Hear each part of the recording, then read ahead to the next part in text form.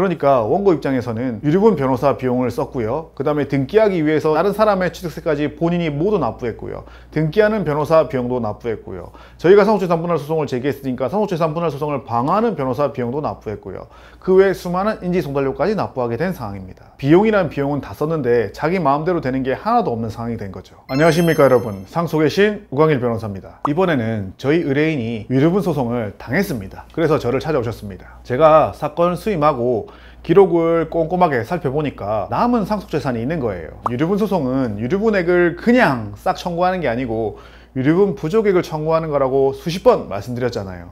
그러면 유류분 부족액을 구할 때 남은 상속재산이 있으면 그것을 분할하는 절차가 선행되어야 한다고도 수십 번 말했습니다. 이런 사정을 설명을 드리고 유류분 소송을 방어하는 사건과 상속재산 분할 소송도 방어하는 사건을 수임을 했습니다.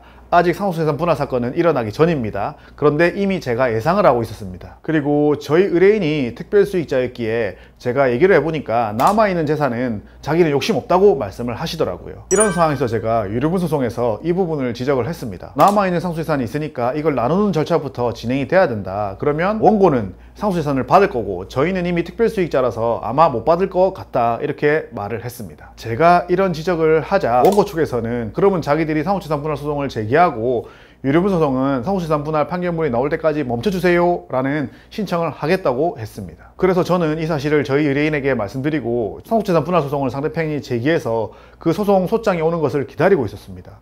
그런데 상대편이 하라는 상속재산 분할 소송은 안 하고 갑자기 남은 재산들에 대해서 법정 상속지분으로 등기를 해버린 겁니다. 남은 재산이 전부 부동산이었습니다. 여러분들이 부동산을 법정 상속지분대로 등기하는 데는 모든 상속인들이 같이 할 필요가 없습니다. 한 명이 취득세만 내면 등기를 할 수가 있습니다. 그런데 등기 원인에 상속을 원인으로 한 등기는 두 가지가 있거든요. 첫 번째가 협의 분할에 의한 상속이고요. 두 번째는 그냥 상속이에요.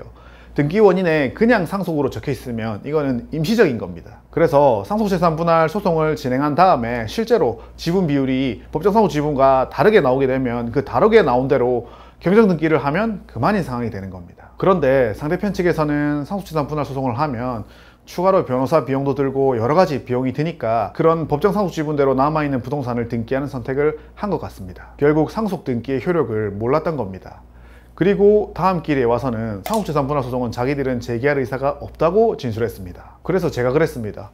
그럼 제가 할게요. 왜냐하면 저는 상대편이 상속재산 분할 소송을 할 것을 이미 예상을 했고 방어하기 위해서 미리 의뢰인과 계약도 하고 변호사 보수랑 모든 것을 다 받아놓은 상황이었거든요. 그래서 제가 상속재산 분할 소송을 제기했고 유류분 소송은 상속재산 분할 소송 결과가 나오기 전까지 잠깐 멈춰주세요 라는 신청을 했습니다. 자, 지금까지만 봐도 원고 입장에서는 일이 마음대로 안 풀리고 있죠. 남아있는 상속재산을 알지도 못했고 그 남아있는 재산 때문에 유류분 소송도 제대로 진행이 안 되고 있는 겁니다. 상속 지분대로 법정 등기만 하면 그 전제로 유류분 소송도 진행이 될 줄 알았는데 그것도 막혔잖아요. 저희가 상속재산 분할 소송을 제기했으니까. 그러니까 원고 입장에서는 유류분 변호사 비용을 썼고요. 그 다음에 등기하기 위해서 다른 사람의 취득세까지 본인이 모두 납부했고요. 등기하는 변호사 비용도 납부했고요. 저희가 상속재산 분할 소송을 제기했으니까 상속재산 분할 소송을 방어하는 변호사 비용도 납부했고요. 그 외에 수많은 인지송달료까지 납부하게 된 상황입니다. 비용이란 비용은 다 썼는데 자기 마음대로 되는 게 하나도 없는 상황이 된 거죠. 저희는 상속재산 분할 소송에서 저희가 들고 간 재산이 훨씬 크고 남아있는 재산이 적으니까 남아있는 재산은 나머지 상속인들끼리 n분의 1씩 들고 가라고 청구를 했습니다. 그리고 법원에서 저희의 청구 취지를 그대로 인용하는 화해 공고 결정이 나왔습니다. 그런데 상대편에서 이의를 제기했습니다. 그래서 판결로 가기로 했고 저희가 청구한 청구 취지 그대로 판결문이 나왔습니다. 자, 그러면 이제 유류분 청구를 했던 원고는 어떻게 대응을 해야 될까요? 남아있는 부동산들과 저희가 미리 받아간 부동산들에 대한 감정을 해야 되겠죠. 그런데 부동산의 필지가 많아서 감정 비용도 많이 나올 거라고 예상을 해봅니다. 감정 결과를 토대로 유류분 부족액을 계산해봤는데 그 금액이 매우 적거나 빵원이 나올 가능성도 있습니다. 여러분들이 이러한 상황에 빠지지 않기 위해서는 유류분 소송을 하기 전에 유류분 부족액을 예상하고 진행을 해야 된다는 겁니다. 그리고 여러분들이 유류분 부족액을 예상하기 위해서는 유류분 소송에 대한 경험이 많은 상속전문 변호사와